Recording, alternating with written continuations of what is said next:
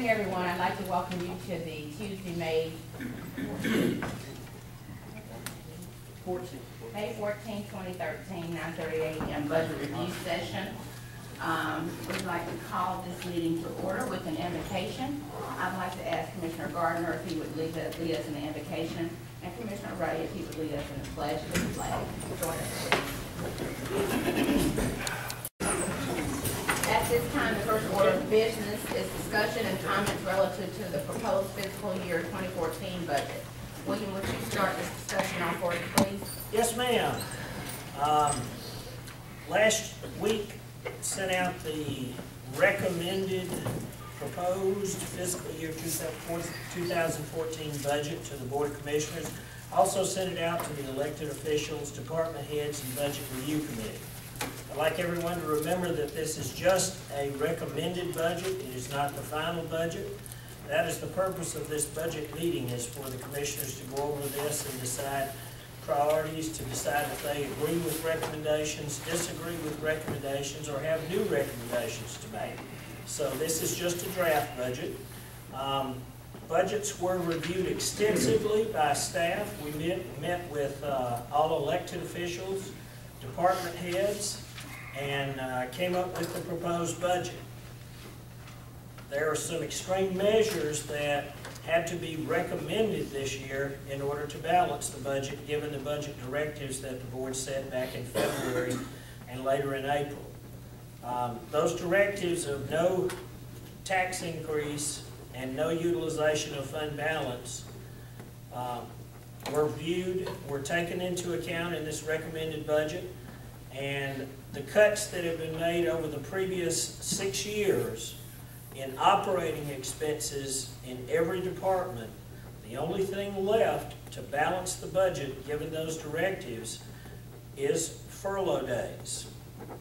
The county commissioners discussed longevity at the retreat. We talked about putting in specifics for longevity, for requirements to meet the funding of longevity, things of that. We never came to an agreement on that. Longevity is not included either. And in order to balance the budget, given the anticipated tax digest increase of 0.8%, 14 furlough days were recommended. Those furlough days, 10 of those were county holidays. The county gives each employee 10 holidays. We do it differently for public safety and for those who are on different work periods, things of that nature. But while we were meeting with the Budget Review Committee, all of the administrative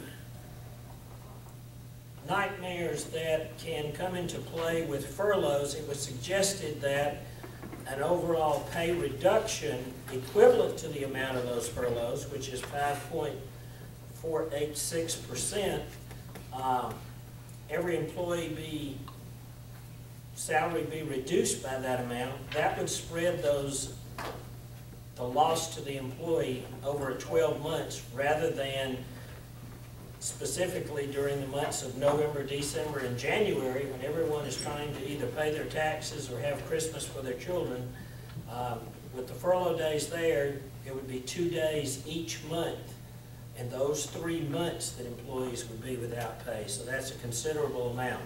It was suggested, and I think administratively would be much easier to administrate, to just do a across-the-board salary cut of that amount, should the board choose to do that. A couple of commissioners have asked, how do these furlough days, along with longevity, affect our employees? For the average county employee, the average salary is $35,935. 14 furlough days, or 5.3846%, is $1,935, or 5.38% salary reduction. If they've been here 10 years and are receiving longevity, that longevity is $1,500. The total percentage salary reduction is 9.18%, because not only do they lose the longevity of $1,500, they also lose the furlough days of $1,935. For those employees with 15 years of service it is a 10.37% reduction.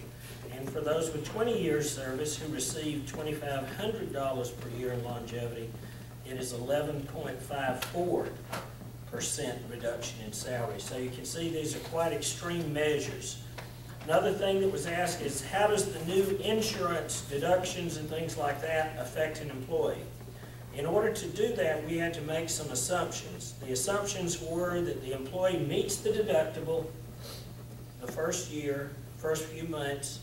That will cost them an extra $500.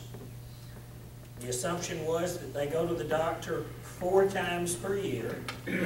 Those doctor's visits change from $20 to $25, so that's a $5 increase there. That's $20 total. The assumption was that they had 1 generic prescription. There's no increase in generics. And that they had 1 formulary prescription. Formulary prescriptions are a certain type of prescriptions. They are not offered on generic. And this year, there's a $200 deductible for the first formulary. And then once you meet that deductible of $200, then it is $30 for that prescription instead of the $20 that we had before. So the total out-of-pocket, given those 4 assumptions, would be $830 in addition to those, the $1,935 furlough that we talked about for 14 days.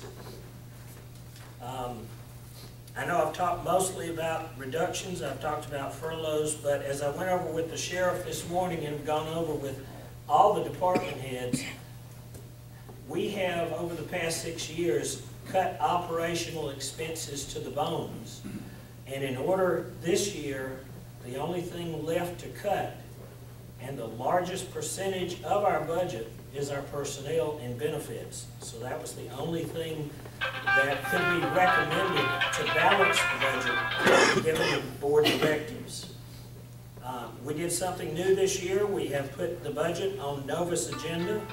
There are actually 67 line items on Novus where you can go in and look at each and every department. You can look at the salaries and benefits for each department, and then you can individually look at line items. If the department head or elected official presented a budget letter or a memo detailing their department, that's included.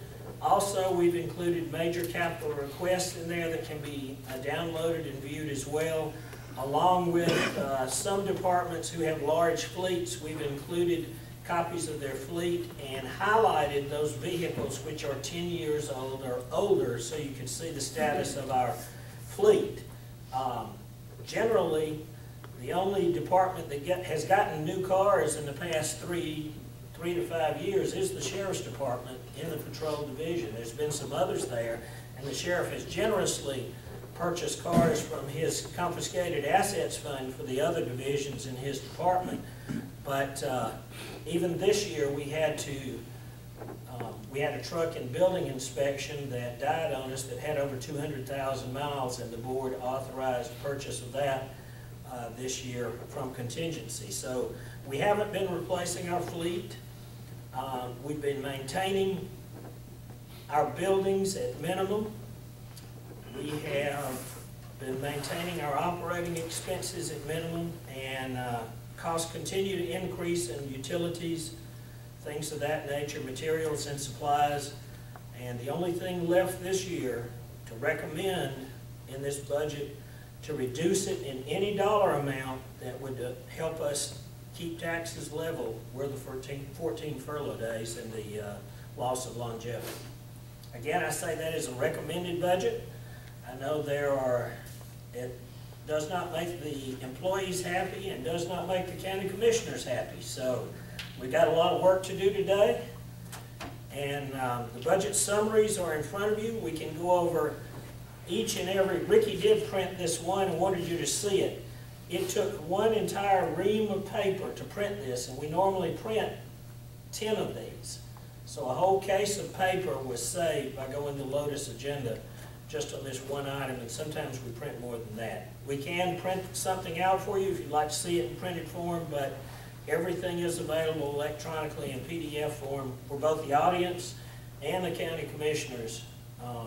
It is available. Okay, William, thank you. Any comments, ladies and gentlemen, men?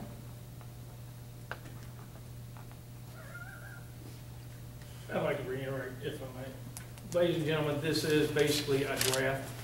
It's not set in stone. There's no statues being built to it. Bottom line is, this is where ground zero when we start to work. Every department head has worked with William on reducing the budget. We've looked at what needs to be done. We've heard the rumors that are being spread. The rumors only lead to fear of our employees and things of that nature. That is not the case. And when you sit down and read things like this on the internet, this is uncalled for and this is nonsense. This only leads to more fear, and this only leads to our employees wondering their value. You are valued. That's not a problem, and that's not a worry you should have. Now, it's time for us to sit down and go over this based on the priorities we've given and refigure our priorities and relook at the numbers and do the best we can with what we have. But again, this is a draft. Nothing is set in stone.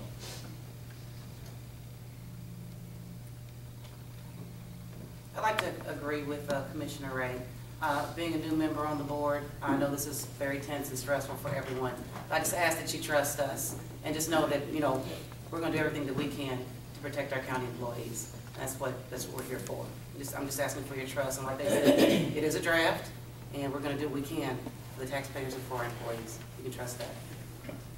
Hope we do. Madam Chair, a couple of questions for William. Okay, go ahead. When did all elected officials submit a budget? No, sir. The clerk of court did not submit a budget. Ms. Garrison and I developed a budget request for her and keyed it in, and also did her recommended budget. She did not submit one. Based on what the tax commissioner has given us so far, we're looking at possibly a $150,000 deficit due to the 2009 tax appeals. Is that correct? Yes, sir. This morning, Ms. Hollums replied. I sent her an email, and Tim Whalen an email requesting information on how the current appeals would affect not only our collections now, but our collections in the future. Those appeals are outstanding from 2009, 10, 11, and 12, some of them. And she had estimated approximately $150,000 due to the fact that when you appeal, you pay 85% of the value of your tax bill during the appeal process. And then once the appeal is heard by the Board of Equalization, you are either given a refund depending on the ruling of the Board of Appeals, or you have to pay additional taxes, penalties, and interest. And how many appeals are still outstanding? I believe that number is less than 2,000. I do know that the tax assessor's office has certified several batches of appeals and have turned those over to clerk of court for actions on the Board of Equalization. Has the Board of Equalization met at all?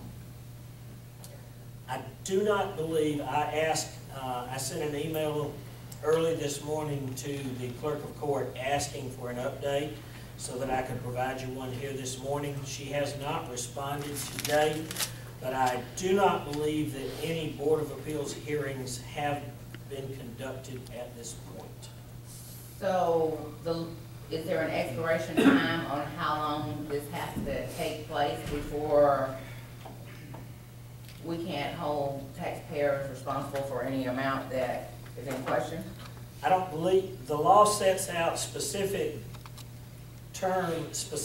information on when an appeal must be heard, no later than so many days, no more. I think it's no earlier than 15 days, no longer than 45 days from the date of certification. The law does not address what happens if that appeal hearing is not conducted within that time frame given. Yeah. How many people have not paid the 85%? I do not know that. I can request the tax commissioner to give us that information. And did they pay the 85% on that, was 2009 was a bill? That's a lot of money, that's a lot of taxes was owed in 2009 that hadn't been paid. And I think it's ridiculous that something hadn't been done about it. That's nearly 5 years. I don't care whose fault it is, I mean, you don't wait that long. I mean, it should be in foreclosure or something done within 5 years. Well, there are a lot of outstanding circumstances, including when you go into bankruptcy, that stays everything, and I know we do have a tremendous number of bankruptcies filed here in Spalding. But I will get the tax commissioner to, she is in Athens at training this week. I will ask her to give us a report on all 2009 forward. Right. Well, I like the 2009 on, I mean, even the ones that with you in 2012, who hadn't paid, how much of it hadn't been paid? The 85% hadn't been paid. Okay. Right. We also asked the tax assessors to give us an outlook for the expected tax digest. And they said, what? Mr. Whalen had indicated we took numbers from Mr. Whalen's office and we took numbers from the tax commissioner's office because it takes both of those offices to generate the numbers. The motor vehicle number and the public utility number comes from the state and it goes straight to the tax commissioner's office. All of the rest of the digest numbers are completed here. Roughly 0.8% digest increase. We also asked for Larry Griggers to give us an update on where we stand on the 2013 digest and what information.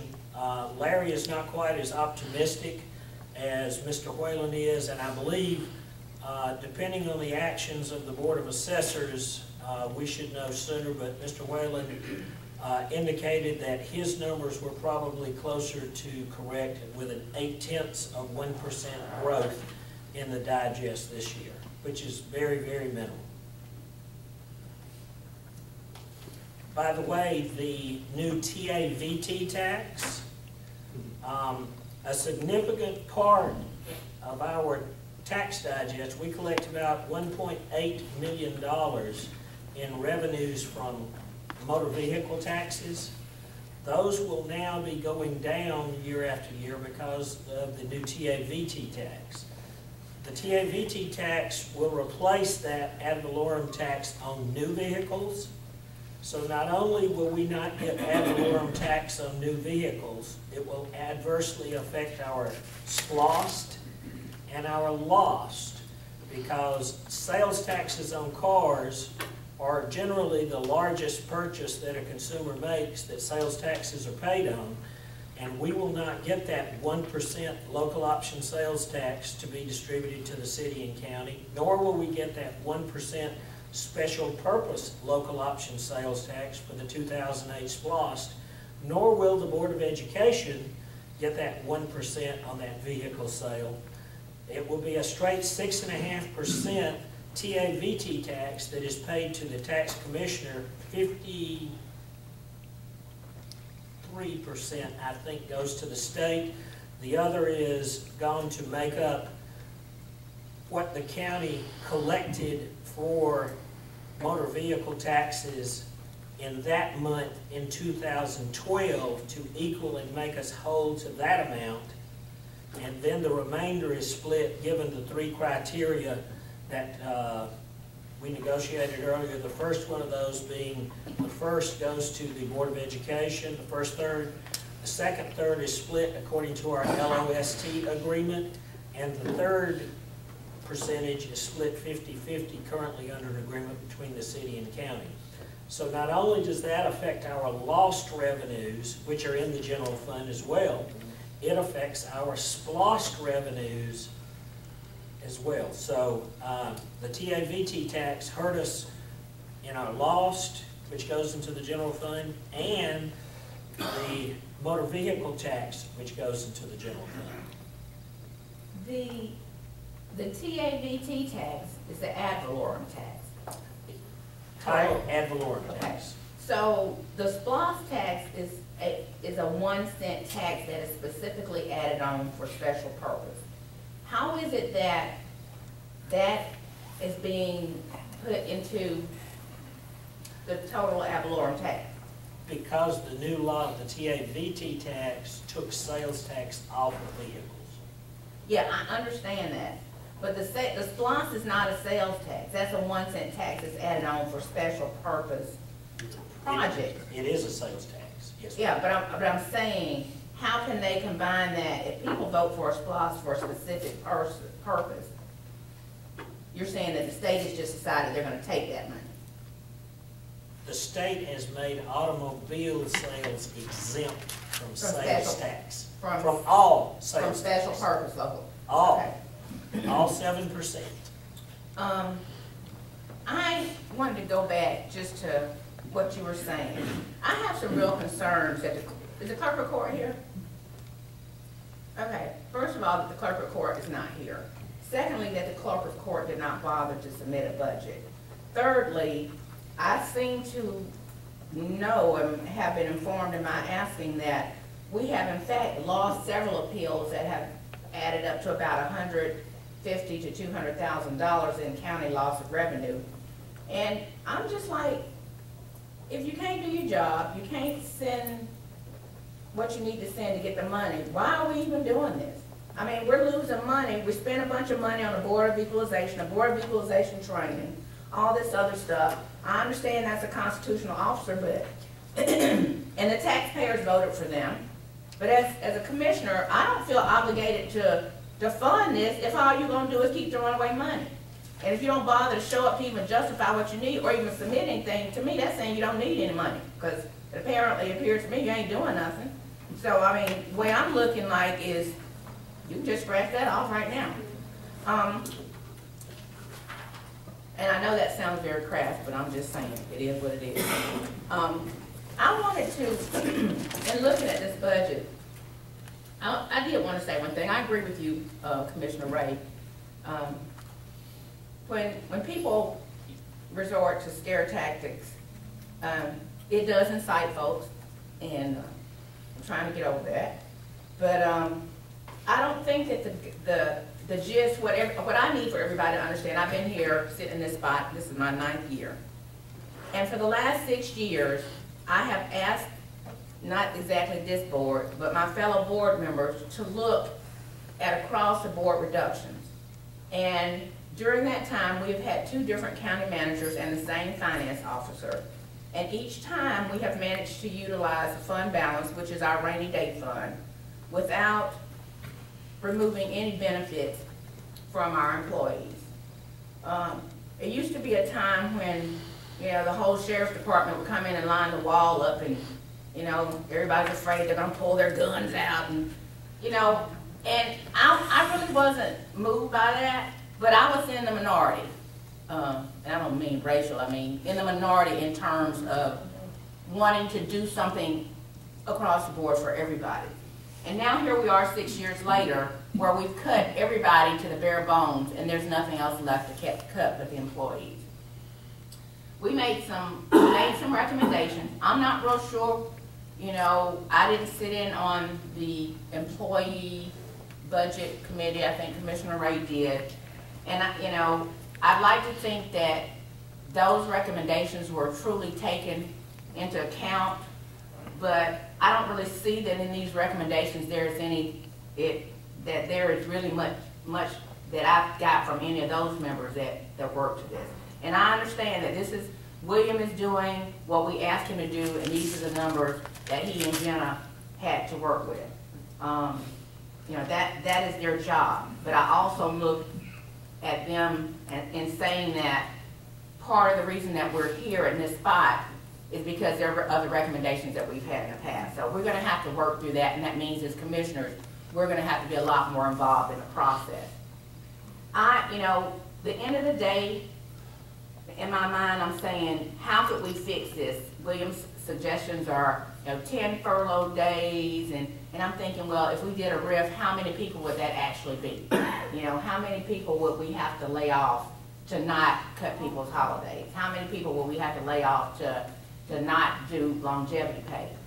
And my gut and my conscience says, do I really want to be responsible for somebody's kid not being able to go to the doctor? And I don't. Do I want to be responsible for somebody's wife not being able to get breast cancer surgery because they lost their job because they didn't have enough time or longevity? So it's a real hard decision to make. Some of the recommendations that came from this board were to look at suspending sick leave pay. And I know that's something that a lot of you guys are used to having, but in the real world, everywhere else except for in the county, if you have to stay out of work, you have to use your own time if you want to get paid. So I didn't see that listed as an option as opposed to offset some of these other costs. I have some real concerns with the fact that we did not formalize an agreement with the city of Griffin for a motor pool contract that could have promised to have saved us some money. I understand those talks started and stopped.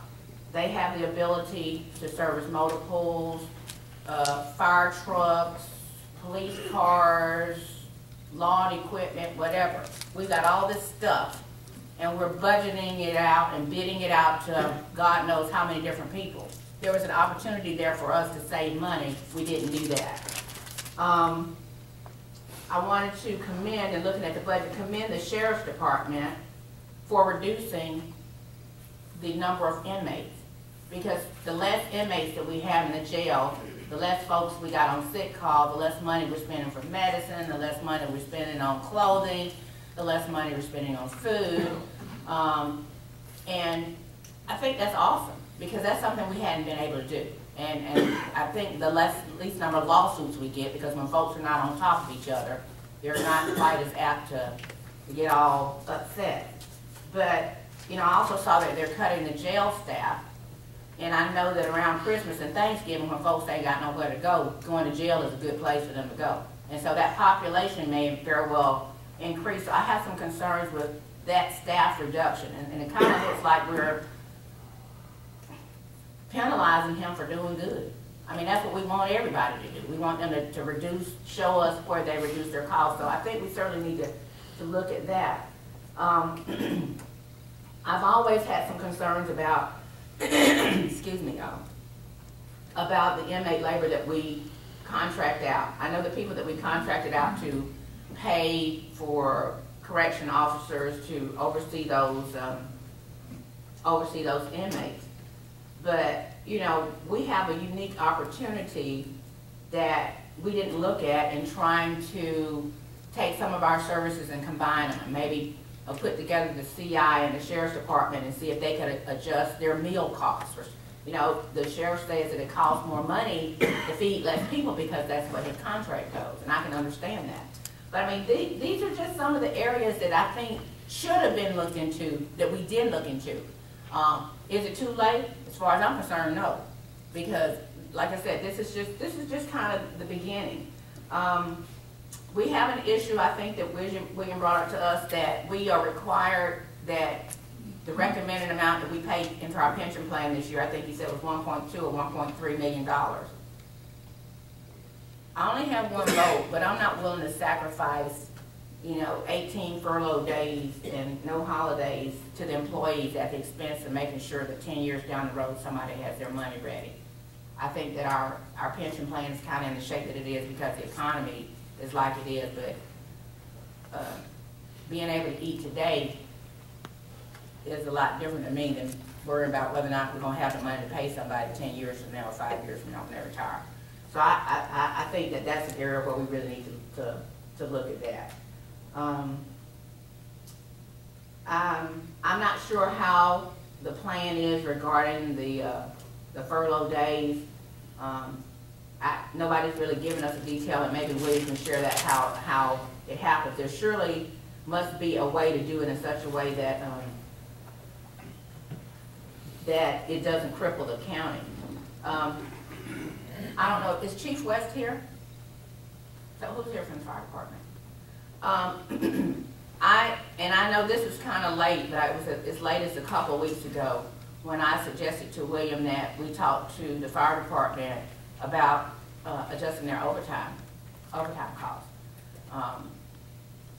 I work in a hospital as a professional, registered nurse, and over 60% of our staff are PRN. That's people who work on call, people who sign up to work schedule. They don't get paid benefits.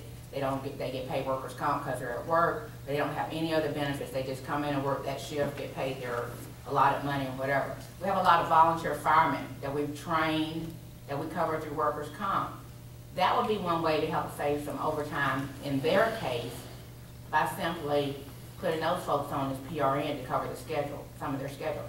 So these are just some of the suggestions I have. I'm sure there are other commissioners who have some things that they feel like need to be delved into before we start looking at the bottom line on is this where we really are? But I think there needs to be some more exploring.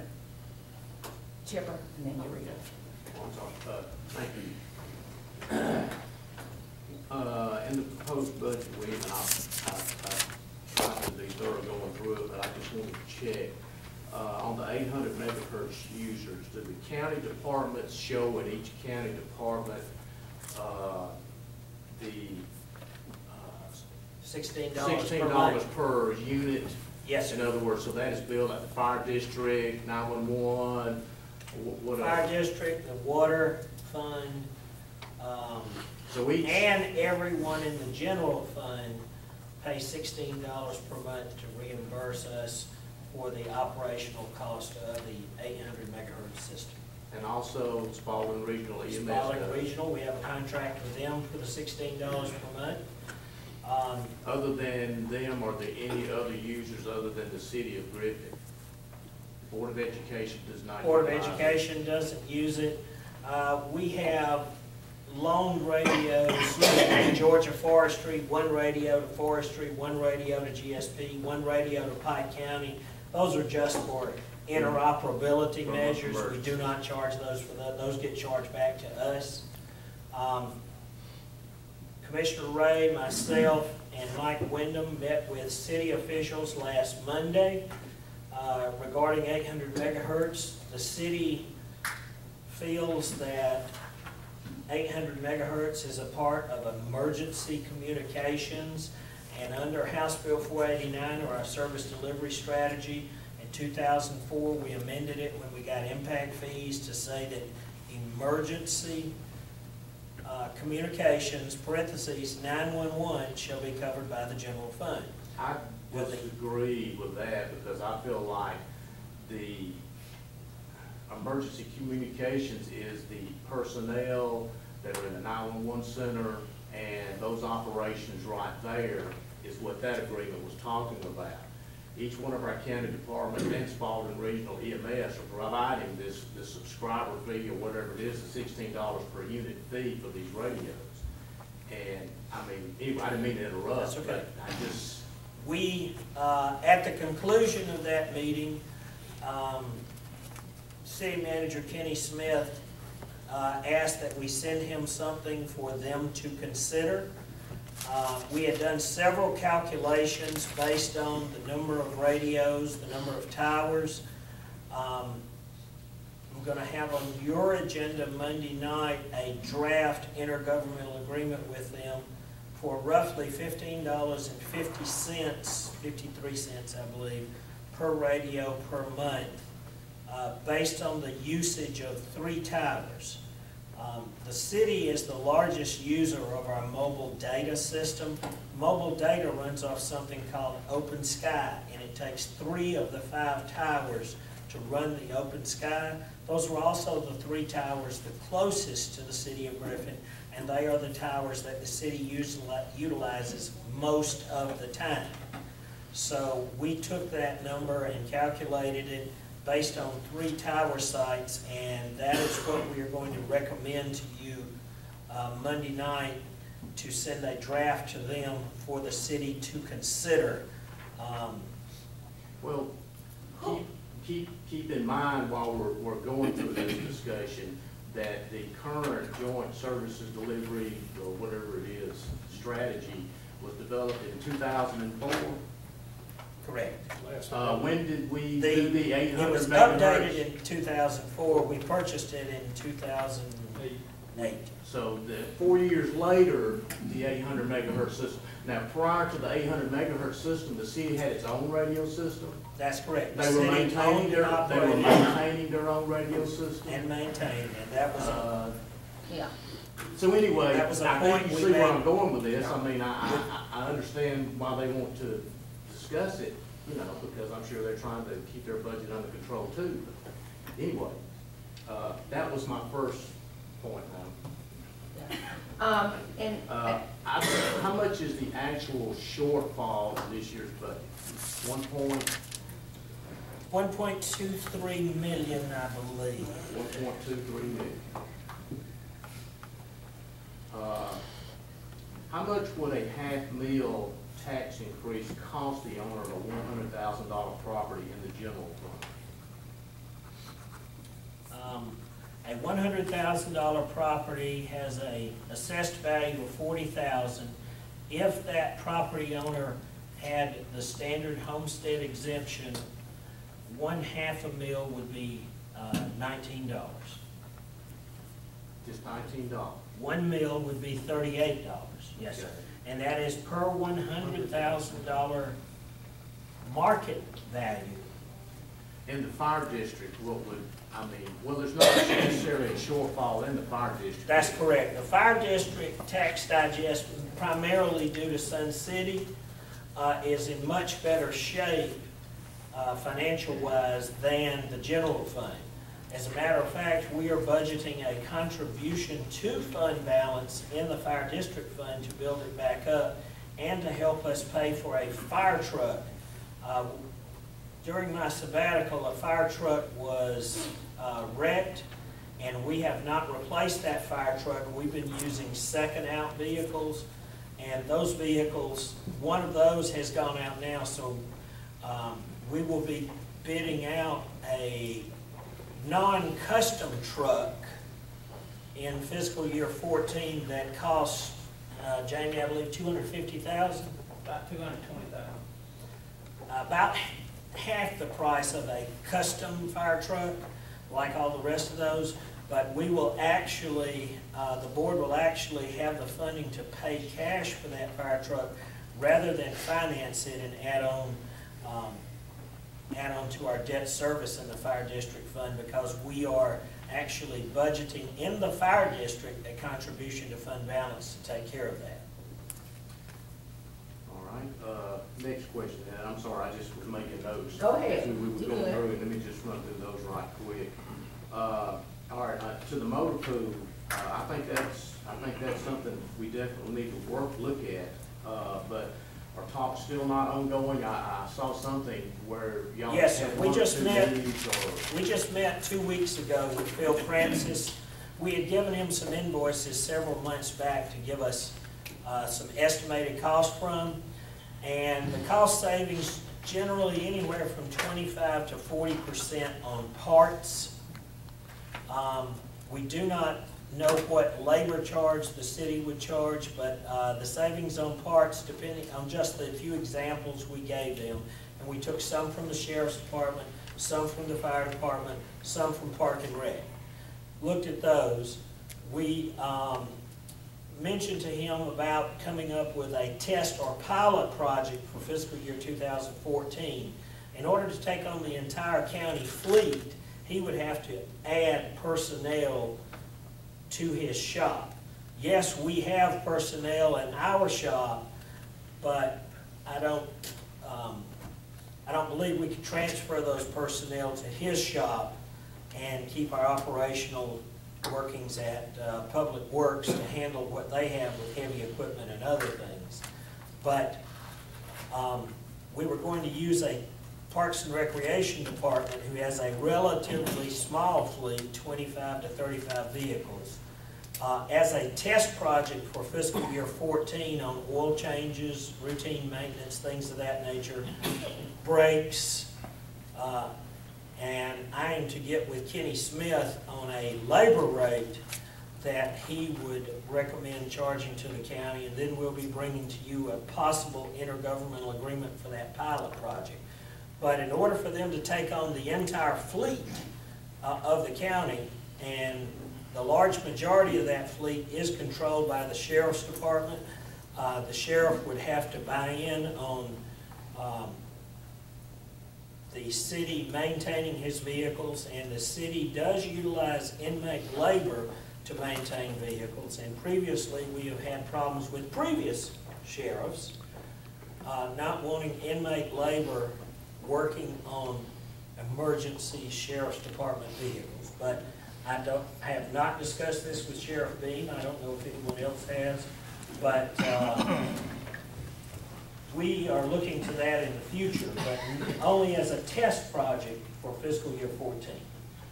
I also like to applaud what we're doing with the pest control contract, and I know other members of the board have mentioned this before, and I think it's good, and that we can probably continue to look for, as we move through these difficult times, other ways that we can try to save through, instead of individual departments reaching out and doing business with someone or giving prices or whatever, but as a county government as a whole, trying to lower the cost by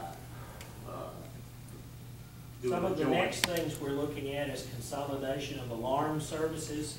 We use 4 different alarm services scattered throughout various county buildings. We're going to look at consolidation of that.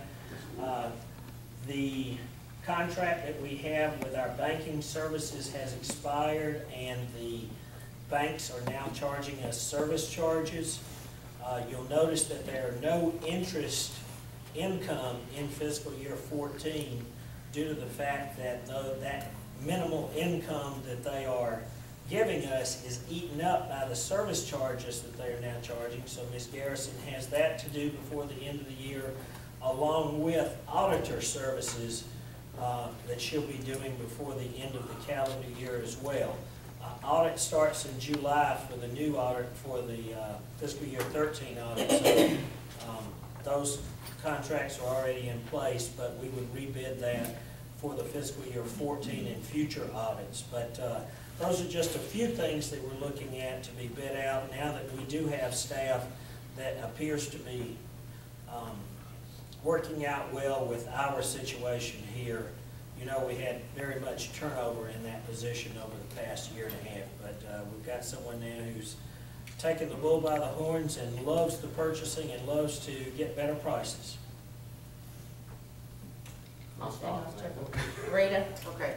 And Chipper kind of hit on my last point, but I was going to talk about, looking at the expenditures, talking about maybe renegotiating on some of the contracts that we have. You mentioned the pest control, our AC services, gas and fuel. Just in my conversations, you know, with other commissioners, being a new commissioner, that tends to be a way that, you know, to bring in more revenue and maybe analyzing ours more, bidding them out and finding ways to bring more money in. That's a suggestion I'd like to offer. Bart? I think that everything that, my opinion on bidding out stuff, needs to be anything that's over $5,000 in a calendar year, needs to be bid out, in my opinion. I don't care who it is, it shouldn't be done on friendship, anything else.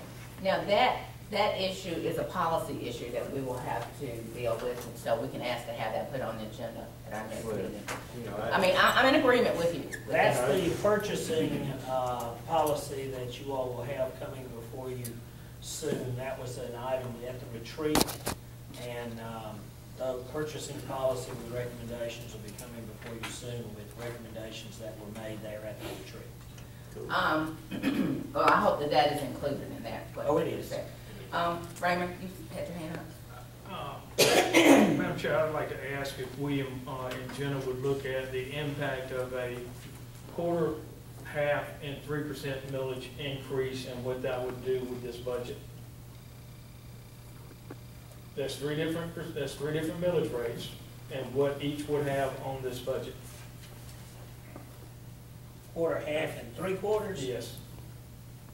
Not saying we will, so I just wanna know those numbers.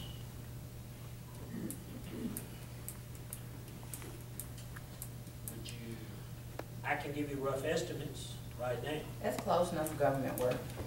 A mill of tax is about $1.4 million.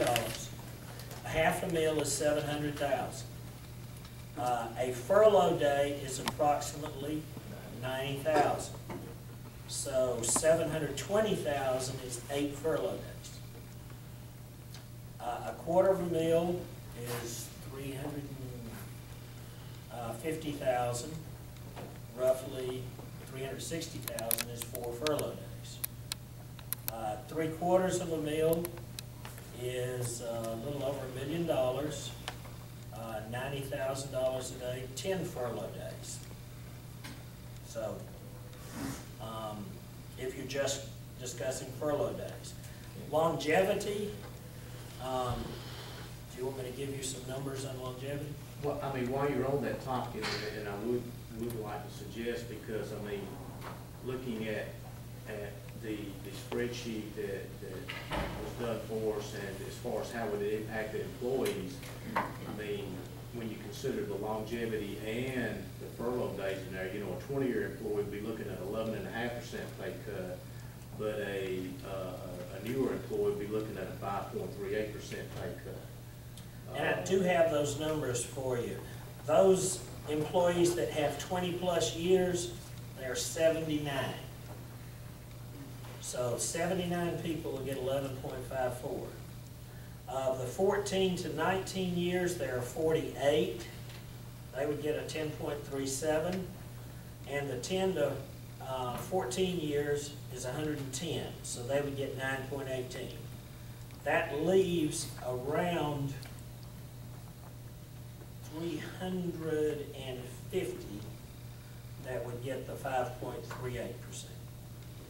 Can you take that spreadsheet with those number of employees and send that back out? Yes, sir. Thank you.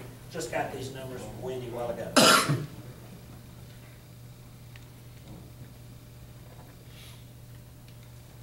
That's all. Anybody else? I've got some questions about the Virgin Miles. I wasn't understanding that. Maybe you can explain that to me. Why it is that, based on the budget, you're not gonna be able to fund that? What part of that came out of the general fund? $10,000. Okay, It was so, all paid out of the general fund. right, so what happened to our decision to use part of the Virgin Miles money to sponsor people in order so that they could stay in that? Are you talking about the 40,000? Yeah. There were several recommendations made, but to my knowledge, no final recommendation was made. Okay, One of those was a third for Virgin Health Miles and a third to pay employees for as a health dues to incentive. help. And then a third to pay if anybody wants to join a gym or a health club. Whoa, now, that was the second. What did you say was the The second? third, the first was to help offset the cost of joining the Virgin Mile. The second was to help offer an incentive for people who enrolled in health programs that showed that their health had improved. That was basically like people who had high blood pressure, who went in and actually went to a doctor and came back and showed that their health had improved. And the third was for health benefits like gyms and those kind of membership. Yeah, get that for I us. don't remember that second one, and I don't know that we have access Well, even at to that, HIPAA information. well, no, and you don't, and it would have to be voluntary if someone did that. But I'm saying even at that, why would you not use that money? I mean, why would you not bring that to us for consideration, that rather than get rid of the Virgin Health Miles program, you just don't completely end it? I don't think that that's fair to the employees. I mean, they got enough stuff that's going on. We just decided that we're gonna do this, and now they're not gonna do it. We just had a big health roundup thing to try to encourage people to come and to do healthy things, to bring their families to do healthy things, and our hope is to do that at least another time, maybe this year or whatever. But now we're gonna say, okay, no, we're not worried about your health anymore. That's a contradiction. I mean, I think it's easy enough to be able to look at this board and say whether or not we can figure out the other 2/3 of whatever that decision is, that we certainly agree that we would allow people to stay in the Virgin Health Now program with 1/3 of those funds from that $40,000 grant. What's the cost of the Virgin? What? He said $10,000 is what was coming out of the general fund. I was gonna say, you could zero out my travel and my training budget, that would only be a small part of it, but you could put that towards it if you want to. But why would you do that if there's already $40,000 in grant fund that we need to use? I'm just trying to help out. I mean, And that's good. I mean, you go and do what you gotta do. Go ahead. Madam Chair, very good point. And I would ask that William come back with a recommendation on the best way to facilitate that at Monday night's meeting. Okay. I wanted to ask about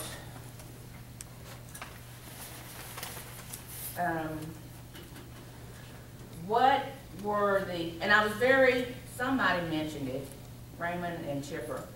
I heard you ask about millage rate increase. And, you know, the reality of this is that, for me, is that I'm prepared to do whatever we have to do so that government will go.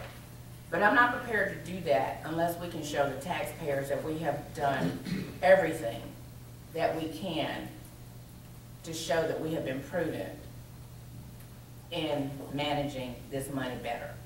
Only then do I think I mean, I'm just one vote that I could equate to any possible percentage of a millage rate.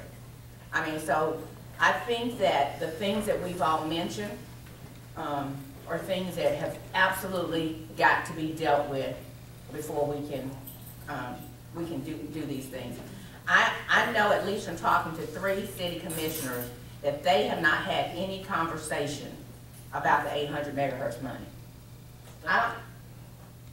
They have not been told, not even that y'all had a meeting. There's 7 of them, and I've had discussions with 3.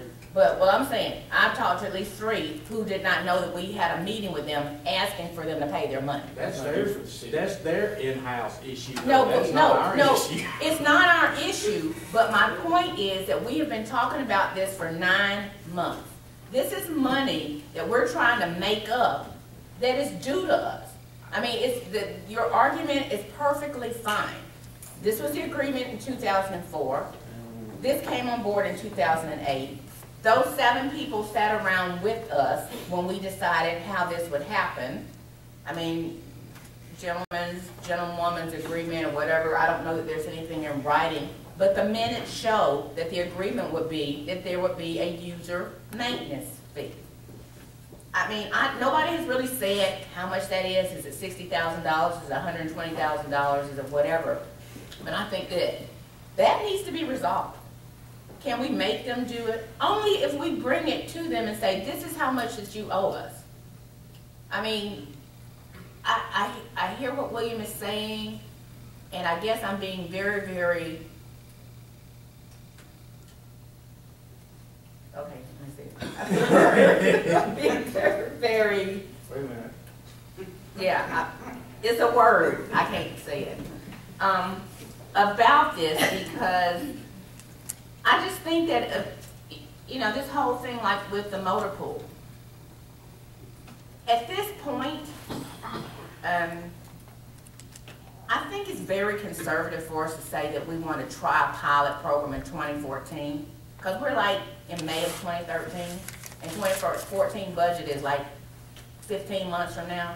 How is that? 2014 budget starts July 1. Well, that's what I'm saying, but how is that really going to help us to figure out what we're going to do then? I don't want, you know, we take a long time to do everything.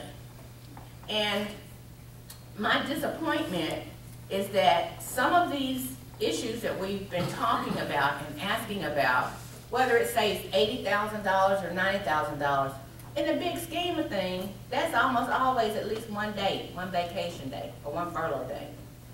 And until I can see that we have truly made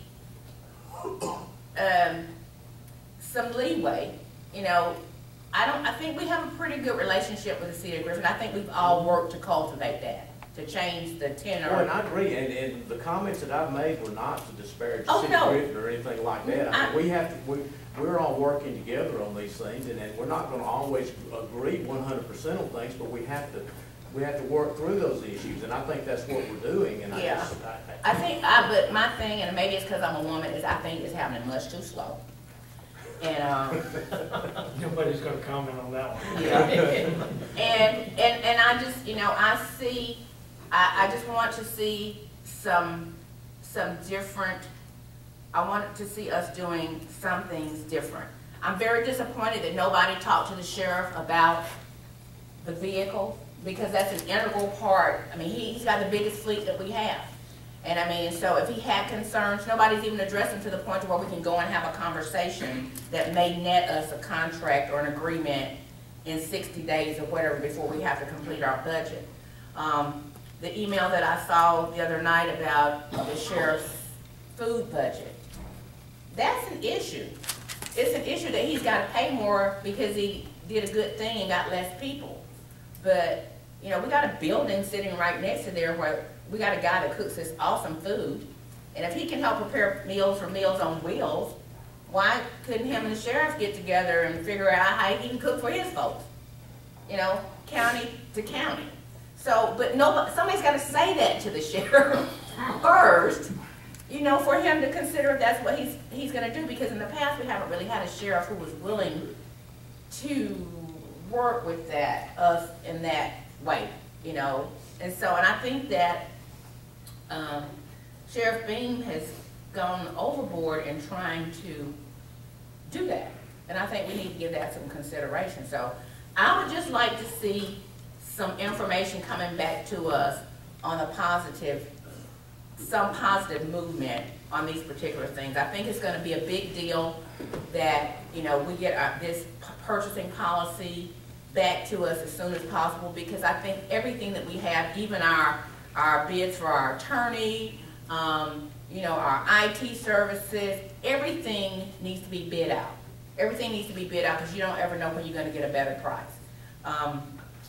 I think that we should rapidly pursue, I know we can't rapidly pursue it tonight because they're meeting, but we need to rapidly pursue requesting for whatever the 800 megahertz money is that nobody told me yet how much it is.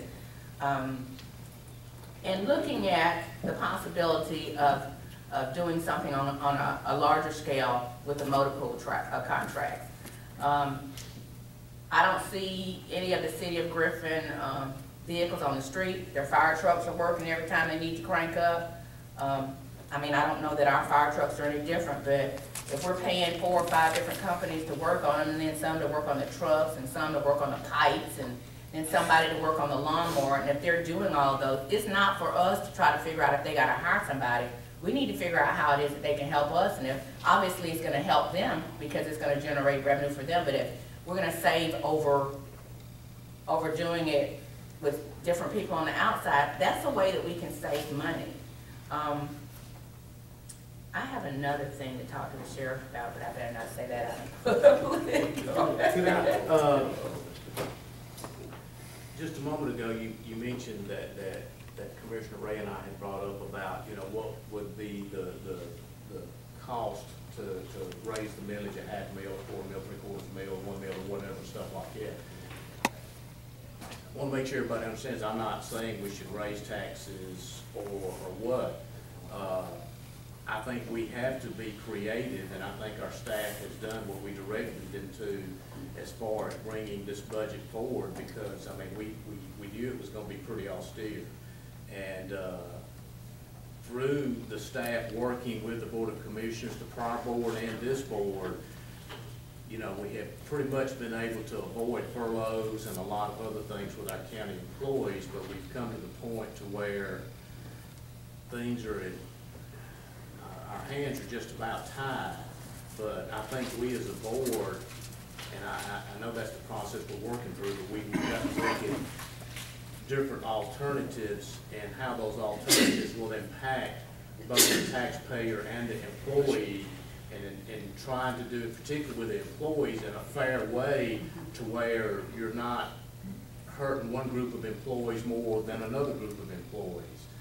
And, you know, we knew this discussion was not gonna be easy, and we all know that this discussion has been coming. But anyway, I did not want people to think that I'm advocating a tax increase, but I'm advocating the conversation that we're having now, that we've got to have open minds, and we've got to look at what's best for Spalding County and everybody that is a part of Spalding County.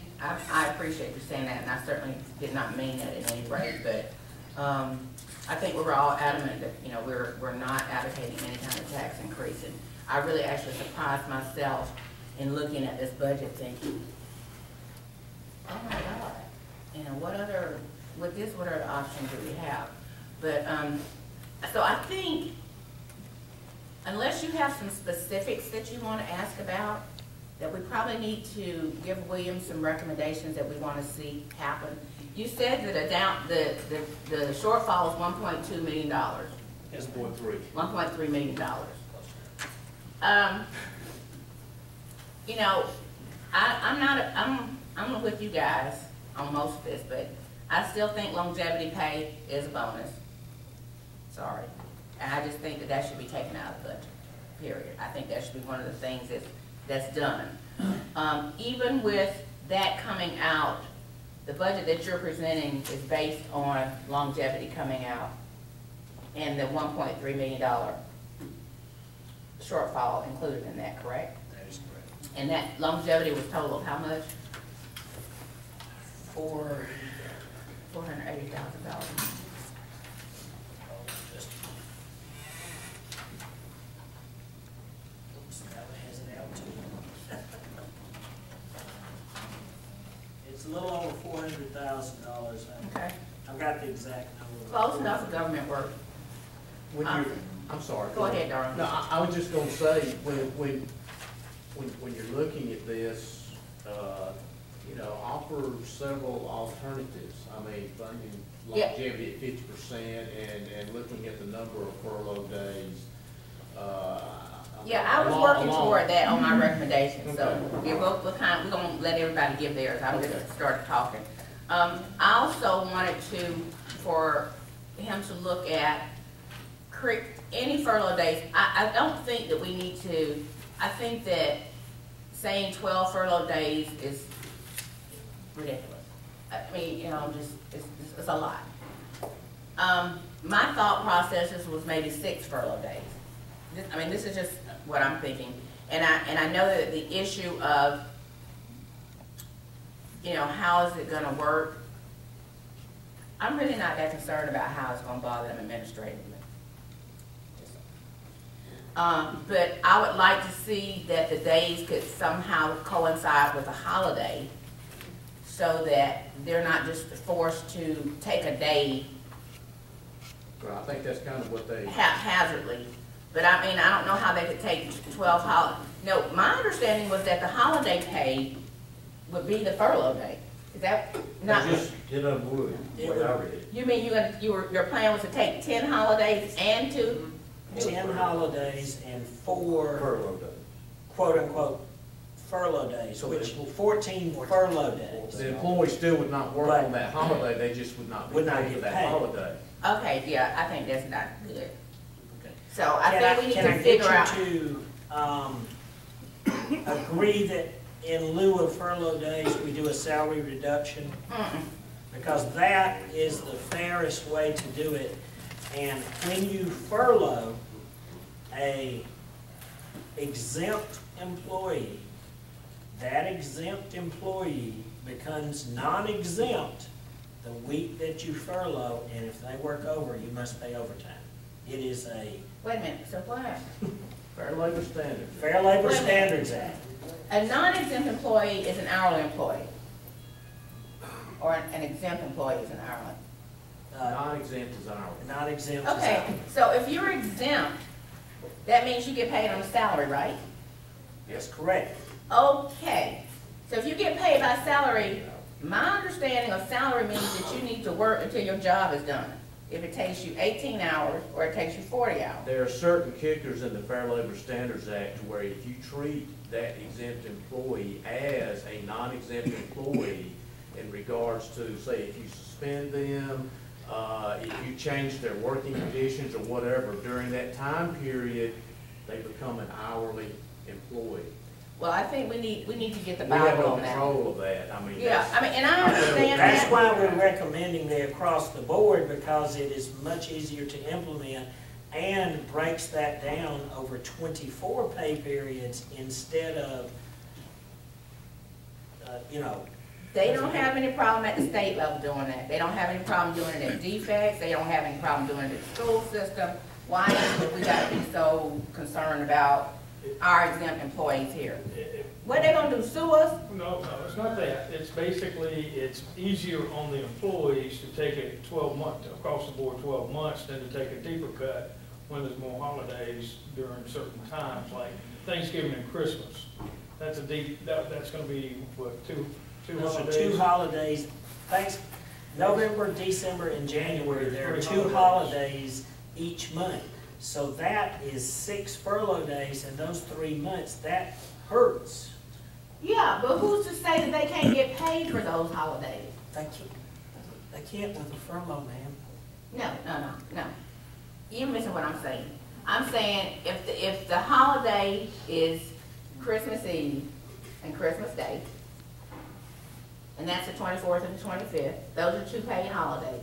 Why can't they have the 23rd or the 26th, however it goes, as a furlough day in addition to that weekend? So instead you get a 2-day weekend or a 3-day weekend, you get whatever it is. You're already closed. And I mean, you see what I'm saying? They're still gonna get paid their holidays. I'm not saying to do away with all the holiday pay. I'm saying they need to get some paid holidays. But I'm saying that if you work the furlough days out in conjunction with a holiday, even though they don't get paid for the furlough day, it still gives them a longer holiday. If I understand what you're saying is pay for the holidays, but just have a furlough day. On the end. On the end, one side or the other. So what she's saying is you're still gonna pay them for Christmas Eve and Christmas Day, but if you're gonna have to do it, just make a furlough day. So, I mean, they don't lose all of their holiday pay, especially like you were saying, in that time you've got these 3 holidays together. I'm just saying, it's a suggestion, so that you don't end up taking all of their The thing we'll run pay into holidays. with that though is, say if we have one furlough day a month, well, you're gonna be shutting down county government, the courthouse, everything else, another day a month. And they do that at the state I'm saying they do that at the state every month. You can't go down to the food stamp office in DFAX on the 30th of the month, because that's the furlough day. The state has been doing it for 7 years. Why are we any different? I'm just I'm saying. not saying we should be, I'm You got a just, better point, and we should ask them to look at it. Okay,